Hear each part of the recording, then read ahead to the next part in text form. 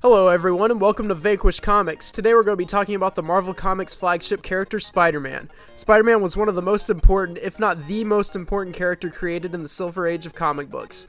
In 1962, the creation of Spider-Man began when Marvel editor and writer Stan Lee came up with the idea of a hero who could stick to walls. After polishing the idea up and getting approval from publisher Martin Goodman, Stan Lee teamed up with artist Steve Ditko to debut the character in Amazing Fantasy 15. The character was an instant hit and got his own series in 1963 titled The Amazing Spider-Man, which is still being published to this very day with only a few year or two long hiatuses along the way. The Amazing Spider-Man has also had a plethora of spin-off series over the years, such as Marvel Team Up, Peter Parker the Spectacular Spider-Man, Todd McFarlane's Spider-Man, and multiple alternate universe versions of the characters such as Spider-Man Noir, Spider-Man 2099, and Ultimate Spider-Man. With all of this success, it's no wonder that Spider-Man is Marvel's most popular character and a huge pop culture icon. Because of multiple cartoon series, 5 movies, and general word of mouth, we all know the gist of Spider-Man's backstory, but even with all this Spidey-related entertainment and mainstream media, most people don't even know a whole lot about the Webhead's original story from the ground up, starting with his very first appearance of the character in 1962. We all know that Peter Parker was just a normal kid in high school with a big brain and a non-existent social life. We all know that he was raised by his Aunt May and Uncle Ben, and of course we know he gained his trademark spider sense, the ability to stick to walls, and increased agility and strength from the bite of a radioactive spider. However, after the point where Peter gets bitten by the spider, knowledge of the character's life gets a little bit hazy due to the different retellings of his story. Unlike the 2002 Sam Raimi movie, where Peter actually had the power to shoot webs organically out of his wrists, Peter uses his scientific brilliance to create his own web shooter devices. After exploiting his new abilities on live television to make some cash, Peter bitterly ignores the opportunity to stop a robber who later murders Uncle Ben shortly after his robbery. When Peter realizes that his failure to take action indirectly led to the death of his uncle, he vowed to never again stand by while crimes are committed and other people are hurt. And of course, as we all know, this is when he decides to devote his life to honoring Uncle Ben's belief that with great power comes great responsibility. Along the way, he picks up a huge amount of arch rivals such as Sandman, Rhino, Electro, the Kingpin, Shocker, the Scorpion, Chameleon, Mysterio, Dr. Octopus, Kraven the Hunter, Lizard, Venom, and probably his most important nemesis, the Green Goblin.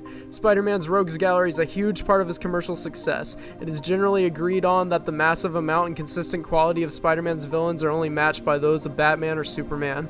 After getting used to his new life as a superhero, Peter becomes more confident in himself and actually makes a few friends such as Harry Osborn, Gwen Stacy, Mary Jane, and even his high school bully Flash Thompson. Contrary to what the movies may have you believe, the post-Spider-Bite Peter Parker was actually a pretty charming, well-spoken person who grew out of the stereotypical Poindexter persona.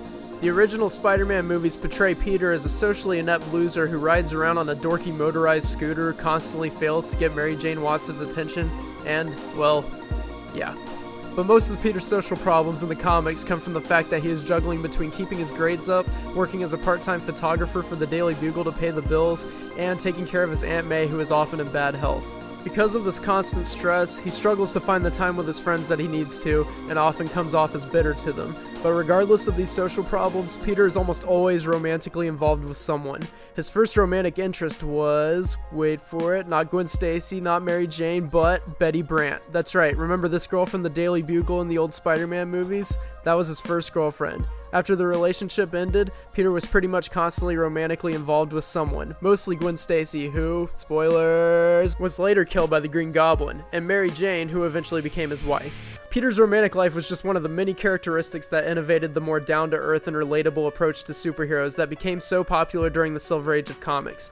Another innovative characteristic of Spider-Man is that he was the first notable adolescent superhero who wasn't just somebody else's sidekick, starting his vigilantism at only 15 years old. He was very different from most other superheroes because he was more flawed both as a hero and a person, and dealt with constant self-doubt. While most superheroes up to the point of Spidey's creation were typically written to be godlike, flawless individuals who taught the reader to be a model citizen through good example, readers could learn lessons from Spider-Man by relating to him and by seeing how he learns from his experience to improve as a person. Spider-Man isn't necessarily trying to save the world or punish bad guys, he just strongly believes that if you're faced with the opportunity to do something good, and you have the ability to do it, the pros of doing it will always outweigh the cons. Whether it's saying hey to the kid at school who gets picked on for no reason, or actually protecting someone from danger, the overall message of Spider-Man is that everyone has something positive that they can contribute to any given situation.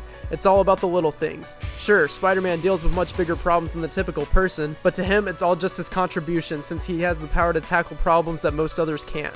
Long story short, with great power comes great responsibility. If you're looking to get into more Spider-Man related entertainment, you're in luck, because there are tons of places to get started. Obviously, comic books can be a bit overwhelming, especially for a character with as much history as Spider-Man. However, we do recommend that you give some of them a try. Some good starting places are Spider-Man Blue, Kraven's Last Hunt, and the Amazing Spider-Man Civil War tie-in issues. Or, if you have the patience, you can start from the very beginning with Amazing Fantasy 15 and just skim through an issue a day until you're caught up with the current comics. But if you're new to Marvel Comics altogether, my biggest recommendation is Ultimate Spider-Man, which has a new take on Spider-Man's story with a more modern writing and art style. This comic is very accessible for new comic readers and avoids all the hassle that over 50 years of history in a character's story can cause. However, this series does take place in an alternate universe from Marvel's primary comic universe, Earth 616, so don't expect to learn a whole lot about some of the more iconic moments in Spider-Man's history from this story. If you have no interest in comics, there's still plenty of other options. Obviously, there are movies. The first two Sam Raimi Spider-Man movies are considered modern classics and do a great job of capturing that old school Spider-Man feel. The third installment in the series is also worth a watch too, but it is generally agreed on that it's a lackluster movie and tells the symbiote story extremely inaccurately. There are also the newer Amazing Spider-Man movies, which were very divisive among fans, but go for a much more updated style and have very memorable action sequences. We personally recommend them, but a lot of people found that these movies lack the charm and spirit of the Sam Raimi movies. There are also tons of TV shows you can watch. If you're looking for the most accurate adaptation of the comics, the 90s animated series is about as close as it gets, although the show is intended for younger kids and can get a little exhausting to watch for extended periods of time. There's also the Spectacular Spider-Man, which is widely regarded as the best Spider-Man cartoon to date.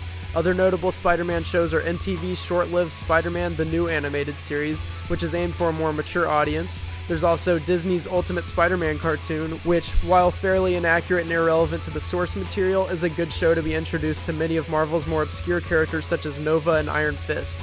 And one of my personal favorites, Spider-Man Unlimited, which tries something totally new with the character by putting him in a cool cyberpunk sci-fi setting.